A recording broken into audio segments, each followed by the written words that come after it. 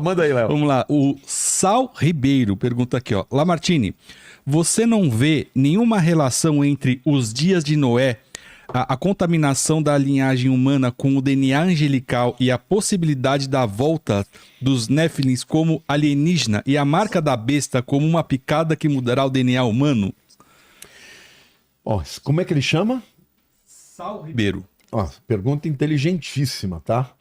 Bom, a Bíblia diz que aqueles anjos que não guardaram seu próprio domicílio, como diz lá Judas, eles foram aprisionados em cadeias para o dia do juízo. Esses demônios de lá, eles não vão ser soltos, nem no Apocalipse.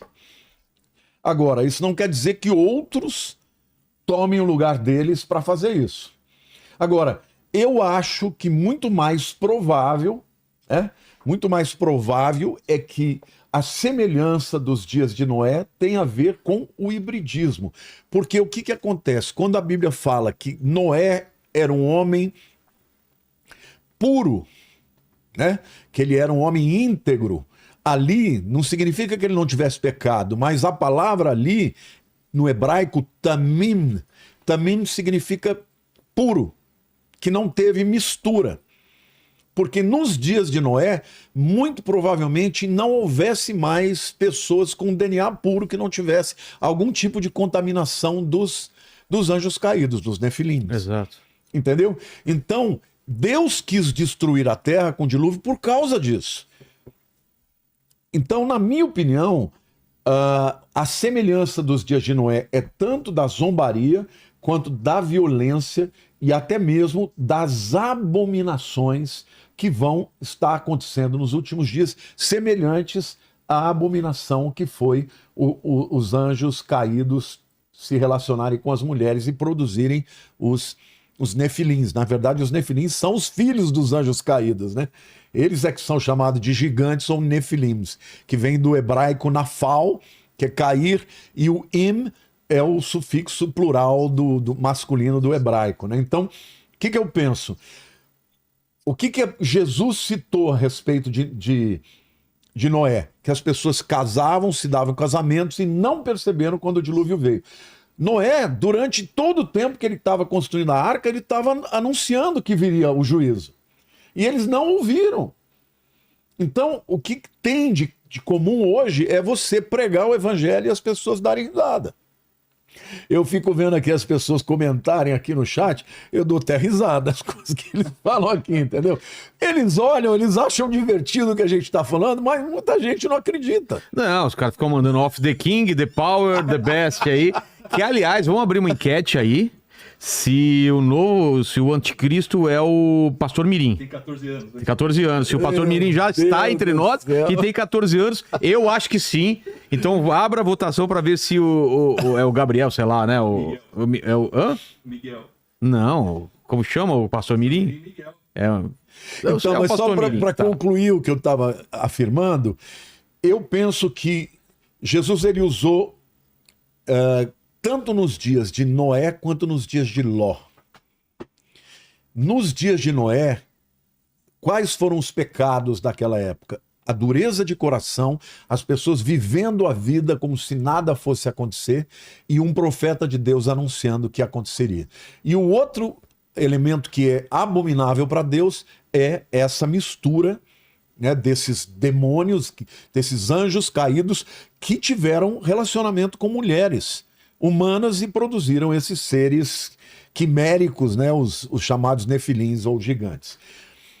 Em relação a Ló, eu penso na imoralidade dos nossos dias, né? Porque no tempo de Sodoma e Gomorra foi a imoralidade. A Bíblia diz que chegou a Deus a um ponto dele não querer mais suportar isso e mandou o juízo. Eu penso que o que vai acontecer no final dos tempos é isso. Vai chegar a iniquidade de uma forma tão extraordinária que aí Deus vai falar, já dei o tempo da graça, vocês tiveram a oportunidade de crer, não creram, ficaram só pensando nas questões do dia a dia e agora vocês vão ter que lidar com o juízo. Pois é. Daniel, primeiro, se você acha que o anticristo pode ser o pastor Mirim, e depois algum comentário aqui sobre. Cara, assim, tá todo mundo falando desse pastor Mirim e tal, e tem muita coisa estranha no mundo, né? Aí o cara fala assim: olha só como é que o protestant. Muitos católicos falam: olha como é que o protestantismo é horroroso, olha só o pastor Mirim.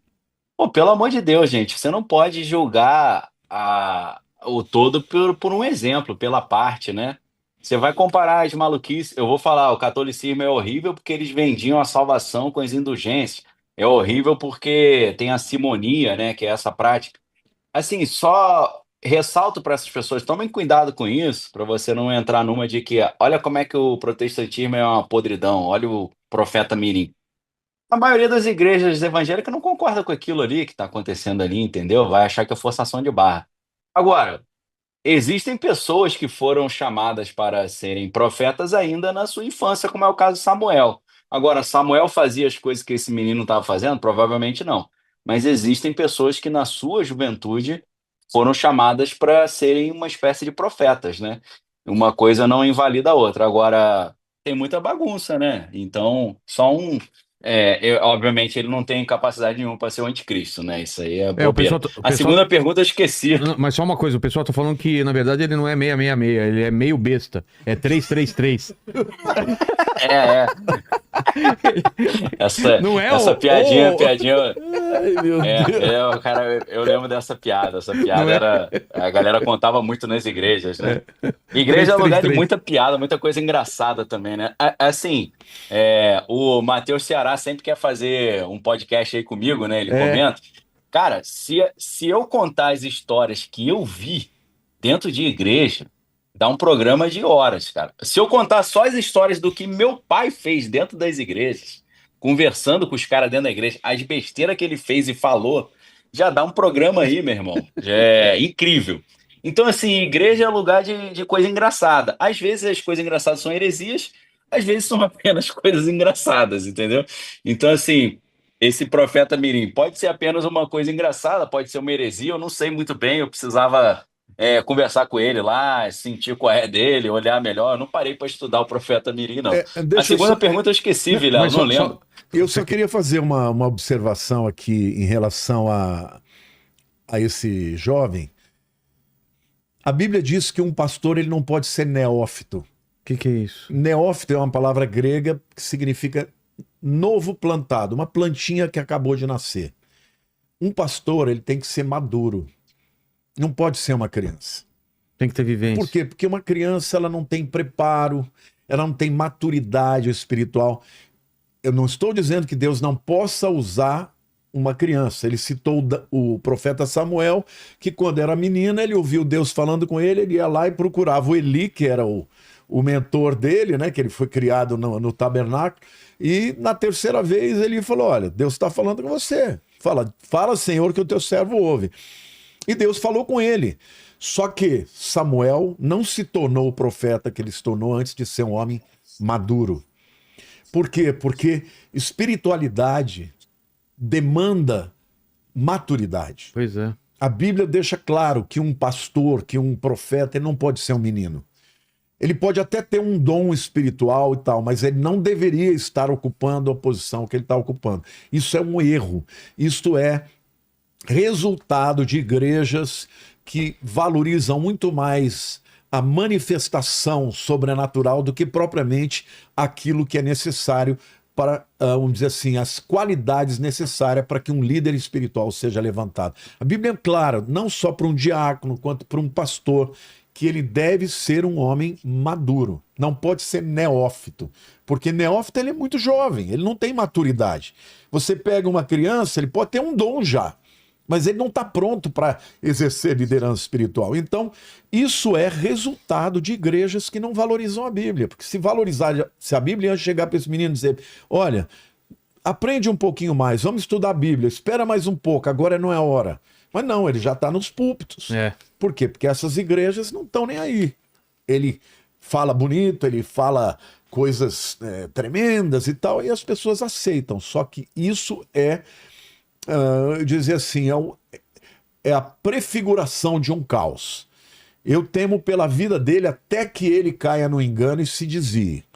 Porque o que ele precisava era uma pessoa mais velha orientando ele e dizendo para ele o que a Bíblia diz, para que no tempo oportuno ele pudesse ser levantado, caso ele de fato seja sincero e tenha um chamado de Deus.